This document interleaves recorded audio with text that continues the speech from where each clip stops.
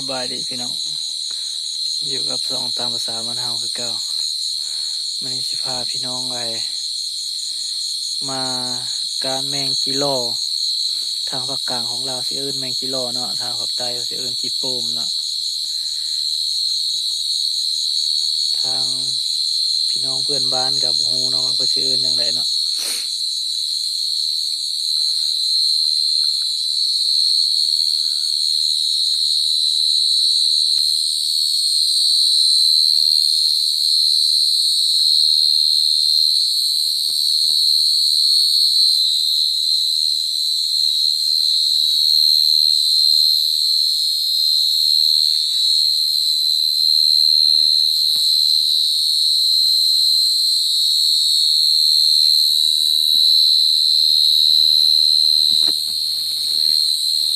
หมดแดงหมดเห็นบ่พี่น้องตอนนี้เฮาก็ได้ตัวมาแล้วพี่น้องนี่เนาะตัวกิโลหรือว่าจิโปมเนาะหน้าตาก็สิประมาณนี้เลยพี่น้อง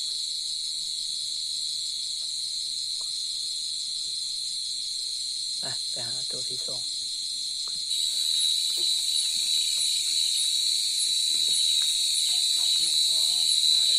เห็นแล้วพี่น้อง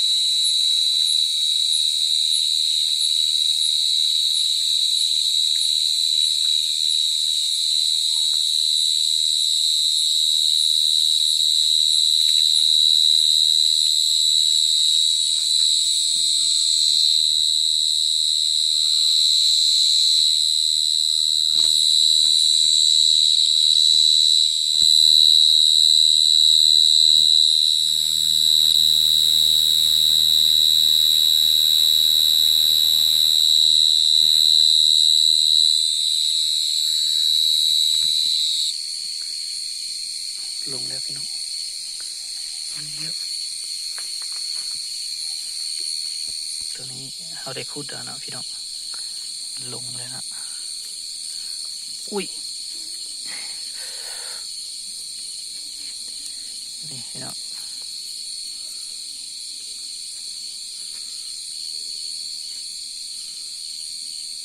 เบิ่งกล้อง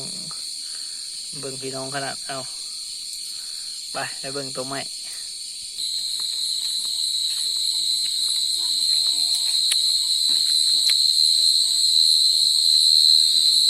นี่นะตัวนึงนะ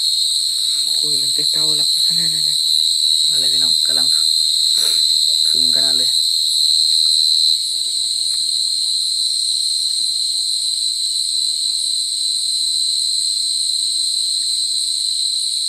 บสัตว์ว่ะเปิดโคมอะไรแล้วครับพี่น้องตัวนี้เสียงเบาๆน่าจะเป็นตัวเมียนะพี่น้องเสียงเบา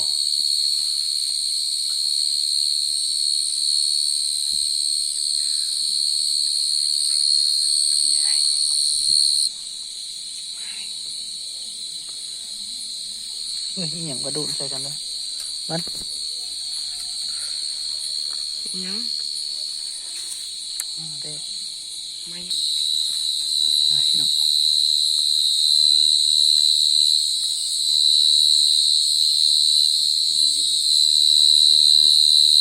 พี่น้องโซปีกนะ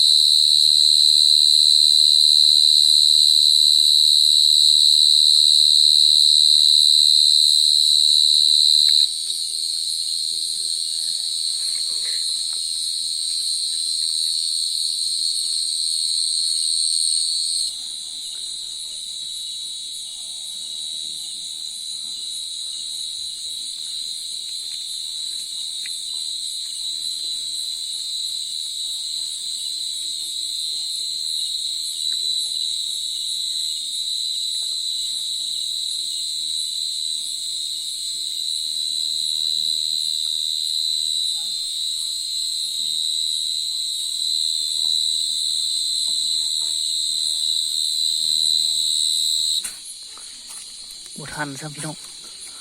โอ้ยบทันซ้ำโอ้มีทันเลยครับพี่น้องอุ้ยขาดครึ่งสัตว์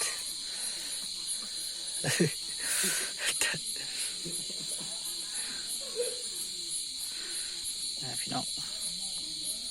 เห็นหน้าเพิ่นแล้วครับพี่น้อง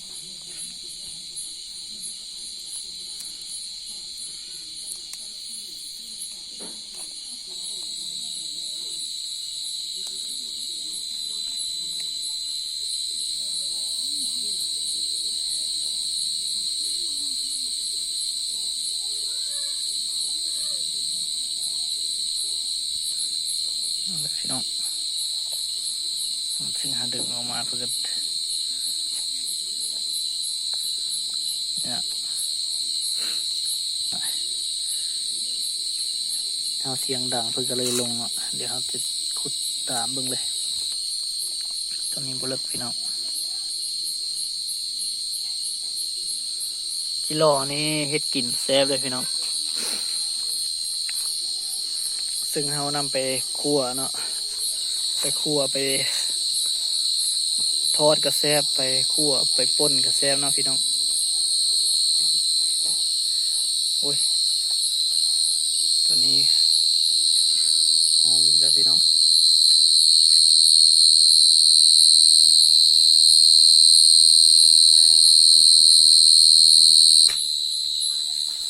น่าจะเรียบร้อยพี่น้องตอนนี้อุ้ย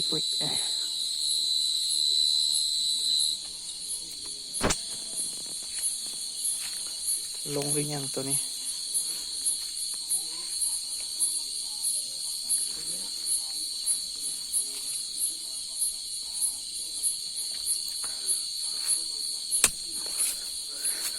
น่าจะซับเลยพี่น้อง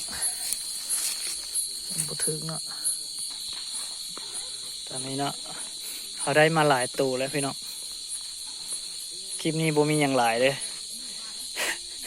เอาที่หาจิโร่พื้นบ้านมาให้พี่น้องเบิ่ง